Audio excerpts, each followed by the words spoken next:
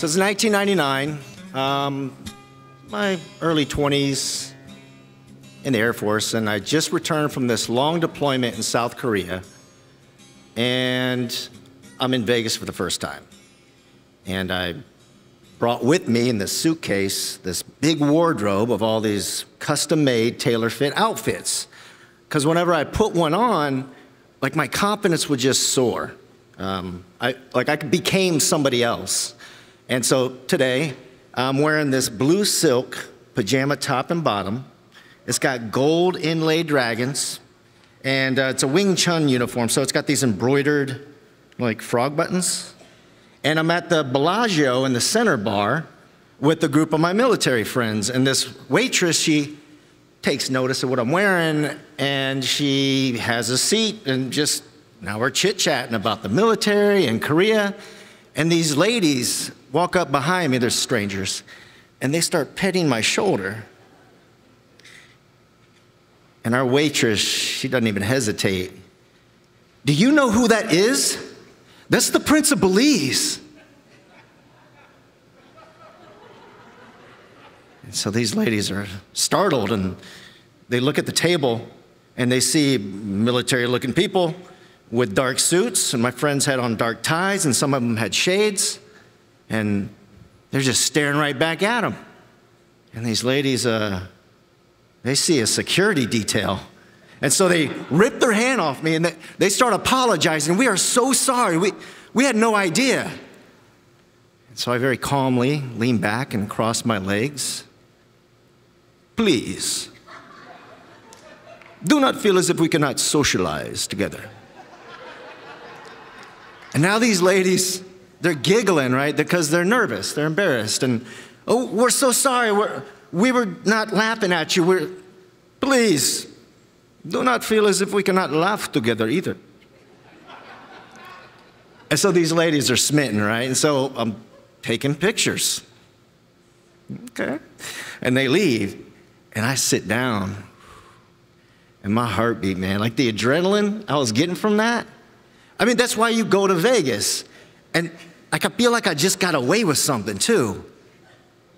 Because I did. This was before the internet was on our flip phones.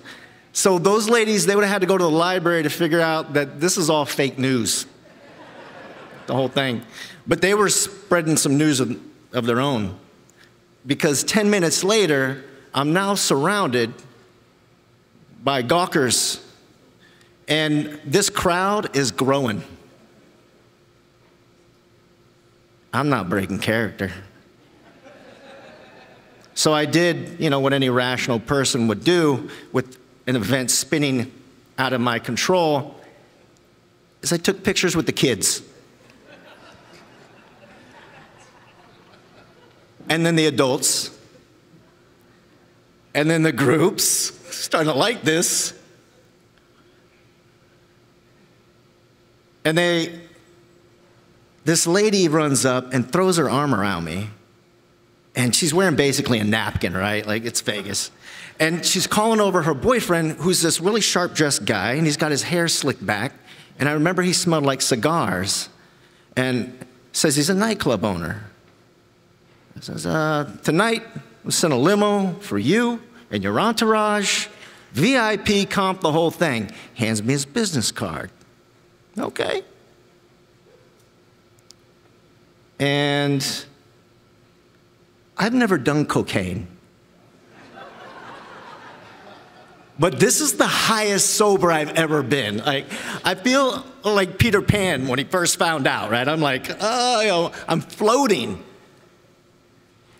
And later that evening, after the pictures stop and the people disappear, like, my feet land on the ground again. And I'm looking at this business card, and I'm thinking, like, how far am I going to take this, right? Like, and I got that little voice in the back of my head, like, don't get caught. You're going to get caught, Aaron. Oh. So what I need is confidence. I need to become someone else. So I reach in my wardrobe, and from my wardrobe, I pull an exact replica of the jacket that Taye Diggs wore in the Maxwell music video, The Game. It's from the Best Man soundtrack.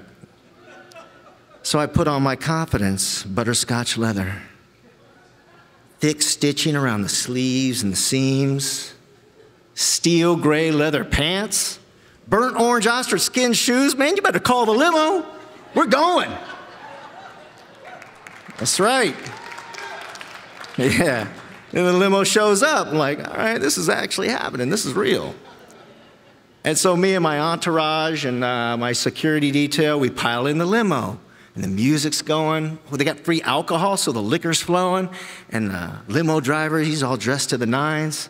And he keeps staring back at, starstruck at me, right? And I'm like, oh, the atmosphere in this limo is just, it's got me grinning ear to ear. But inside, I'm falling apart. Because, like, what are the protocols? Do you know? Are any of you a prince? Like, do I get out of the limo first or last? Yeah? What if the paparazzi's there? Do I stop? Do I go? What if the nightclub owner's standing at the door? Like, do I chat? Do I not chat? What if I get invited to a mansion party? Do I accept or do I decline? Like, I'm freaking out, and I'm starting to get tunnel vision, but I can hear the nightclub approaching, and it's like, boom, boom, boom. And then the limo door opens, and it's all just a blur, man. I just, like, beeline it right out there, and I hit the front door, and I'm, like, almost running to the host, and I can feel my entourage and my drunk security detail, like, stumbling in behind me. And now they're guiding me up this, like, private stairwell in the back, and I can see the bouncer at the top. Big guy, right? And you know when you're paranoid, everybody can see straight through you. And so in my head, all I see is that Goodfellas scene where they take the hammer and they smash your fingers, right, and tell you never to come back to Vegas again. That's not what happens, though, because the guy lifts the little red rope, and I walk right by him, and I'm now standing in this, like, palatial VIP suite, right?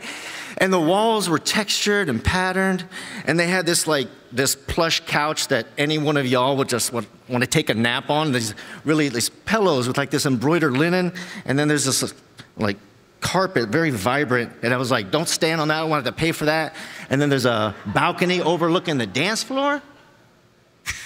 Man, the host left, I'm looking at my friends in disbelief, like, we made it, you know, like, we did this. I was never worried about any of that, you know? And so I'm sitting there, and I'm like, you know what, this is great, but this is not enough. I need more attention. It's so intoxicating. You know that? I love it. So I think I know what I'm going to walk over to that balcony, and I'm going to let all the peasants know that they're amongst royalty. I'm just going to stand there and shine, you know? Like just, eat it. So I walk over to the balcony, and I'm standing there, right? And, you know, you got the dry fog and the lasers, and I'm just like, And the place is just completely empty. Y'all seeing this? We were literally the only people there. So now I'm deflated. And it hits me. In Korea, things shut down at 2 a.m. But in Vegas, apparently here, they don't really get started till 2 a.m., right? And it's 9 p.m. A little early. So 20 awkward minutes later, we're back in a cab, headed back to the hotel. You know, my friends are drunk. We got the whole night ahead of us. And there's no more attention on me. The pressure's off. And you would think that I should feel relief. Nah, I feel restless. Like I should be there, but I'm here.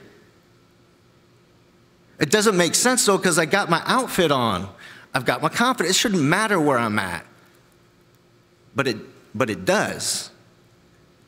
And in that juxtaposition where you have two competing truths vying for space, it sort of makes this outline. And I can see that restlessness for what it really is. And it's that I don't feel like I'm enough. See, it wasn't about the outfits. I was just becoming me. Thank you.